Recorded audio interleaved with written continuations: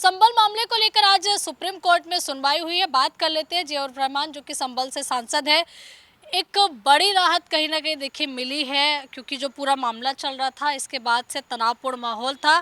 शांति व्यवस्था बनाने के लिए सुप्रीम कोर्ट ने कहा है। देखिए, हम सर्वोच्च न्यायालय गए थे इसी उम्मीद के साथ में। हमने रिट एसएलपी दायर की थी कि हमें वहाँ से इंसाफ मिलेगा, और अल्लाह का शुक्र है माननीय सर्वोच्च न्यायालय ने हमें इंसाफ की दिया है और शुरुआत हो गई है उसकी। और उन्होंने माननीय सर्वोच्च न्यायालय ने आदेश दिया है कि निचली अदालतों को कार्रवाई से अगली तारीख तक रोक दिया है और 6 जनवरी तारीख लगाई है। उसके साथ साथ जो भी रिपोर्ट है उसको बंद सील लिफाफे में रखने के कहा गया है, और प्रशासन को हिदायत की है कि वो न्यूट्रल रहे और शांति व्यवस्था बनाए। तो हमें खुशी है कि सर्वोच्च न्यायालय ने हमें इंसाफ दिया है और आगे भी हमें इंसाफ मिलेगा। अभी जो गठन आयोग का किया है सरकार ने, उससे हम संतुष्ट नहीं है, सहमत नहीं है।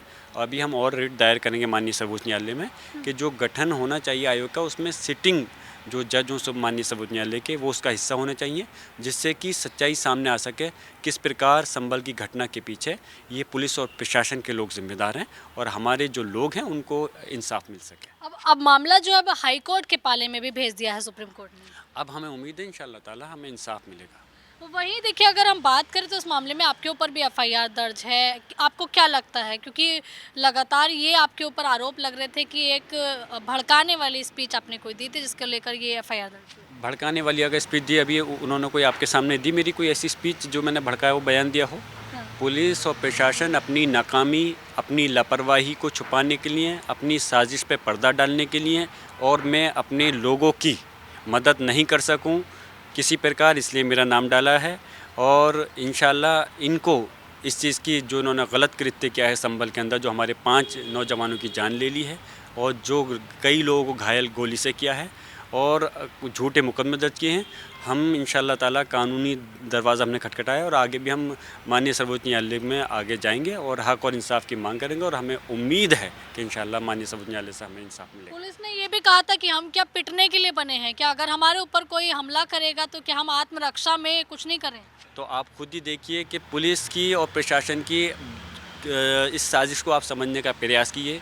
पहले पुलिस कहती है कि हमने, और प्रशासन के लोग कहते हैं कि कोई हमारी पुलिस ने गोली नहीं चलाई। उसके बाद में जब वीडियो गोली चलाते हुए आती हैं, वायरल होती हैं, तो फिर बैक फुट पर आते हैं। फिर उस टाइम कहते हैं कि 2 पक्षों के बीच का झगड़ा था। जब इनको 2 पक्ष कहाँ था, वहाँ एक समाज था और एक पुलिस थी। तो 2 पक्ष मुस्लिम समाज के कहाँ से आ गए? जब इनको मीडिया, सोशल मीडिया पे खरी खरी सुनने को मौका मिला, इनकी खींचातान हुई, तो फिर बाद में उस पे आए कि उन लोगों ने गोली चलाई तो उन जाहिलों पे हम भी चलाते। मुझे अफसोस है कि जिस जनता के पैसे से ये सैलरी पा रहे हैं, खून पसीने की कमाई से, जिस जनता की रक्षा की जिम्मेदारी इनको दी गई है, ये उसकी हत्या के ज़िम्मेदार हैं।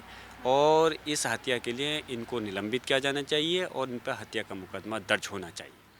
यूपी सरकार ने पोस्टर्स लगवाने की कवायद भी जो है वो शुरू की है। उन्होंने कहा है कि जितने भी पत्थरबाजी वाले लोग हैं सार्वजनिक पोस्टर लगेंगे। पोस्टर लगाना सरासर गलत है, क्योंकि माननीय सर्वोच्च न्यायालय का आदेश है, इस प्रकार पोस्टर नहीं लगाए जा सकते। अगर ऐसा करेंगे तो उसके लिए भी हम माननीय सर्वोच्च न्यायालय जाएंगे और कंटेम्प्ट ऑफ कोर्ट का मुकदमा इनके खिलाफ डालेंगे।